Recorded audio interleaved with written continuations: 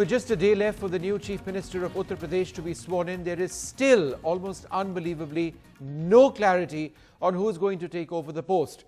Reports suggest that the RSS, the parent body of the BJP, wants to have a say in the selection of the UP Chief Minister and could force a change in the party's choice of candidate. Discussions have been on between the BJP President Amit Shah and top RSS leaders since yesterday. In all this, the supporters of various chief ministerial hopefuls have been shouting slogans and carrying placards endorsing their preferred leader outside the BJP headquarters in Lucknow.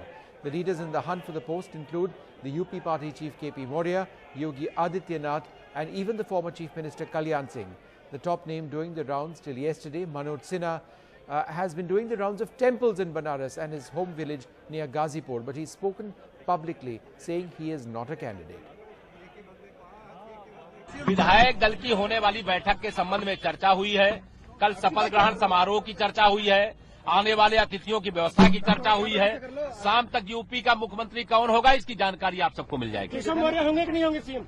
अब कौन होगा पहले बता दूंगा तो विधायक दल की बैठक का महत्व खत्म हो जाएगा। All these names that are coming in the newspapers, they are only speculation.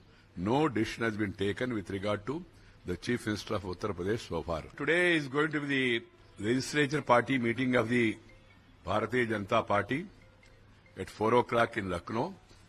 The legislators will discuss among themselves and we will ascertain the opinion of the legislators and finally decide who will be the leader of the legislature party. Then he can be chosen as the Chief Minister of Uttar Pradesh.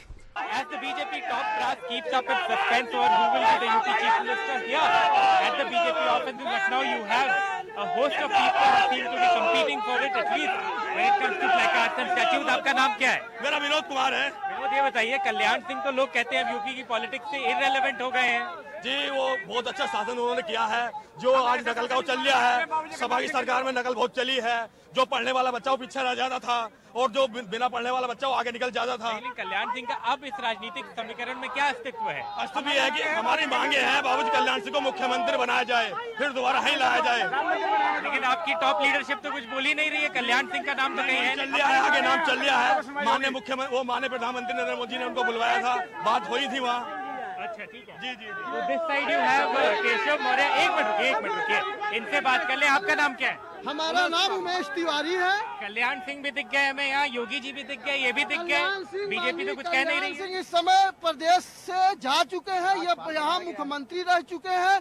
अब किसी अन्य को भी, यानी हमारे प्रदेश अध्यक्ष जी को समय देना चाहिए। प्रदेश अध्यक्ष जी तो खुद ही कह रहे हैं कि जो फैसला होगा अच्छा होगा। मैं तो नहीं हूँ। बहुत अच्छा, हमारे प्रदेश अध्यक्ष जी जो कहे बिल्कुल सही कहे, सम्मान सहित कहे। पार्टी में आज प्रदेश अध्यक्ष जी के जो चेहरा सामने लाया गया, ये उत्तर प्रदेश में 325 सीट जो आज भारतीय जनता पार्टी के खाते में गई है, ये बिल्कुल सत्य है कि केशव मौर्य की ही देन है। ज्यादा श्योर है? आपका नेतृत्व अभी तक अपना मन नहीं बना पाया है कि किसको बनाए? नहीं, हमारा नेतृत्व पार्लियामेंट में हमारे केशव जी का ही नाम चर्चा में चल रहा है। नंबर 1 उत्तर प्रदेश के अंदर जल्दी उत्तर प्रदेश के अंदर चुनाव जो लड़ा गया पिछले समाज के नाम पर हम पे लड़ा गया, इसलिए पिछले समाज के लोगों ने वोट दिया। पिछले समाज का मुख्यमंत्री होना चाहिए। So all of these people here competing to make somebody the chief minister, the BJP's top brass will decide in the next few hours. With camera person Rajesh Gupta, this is Alok Pandey, NDTV.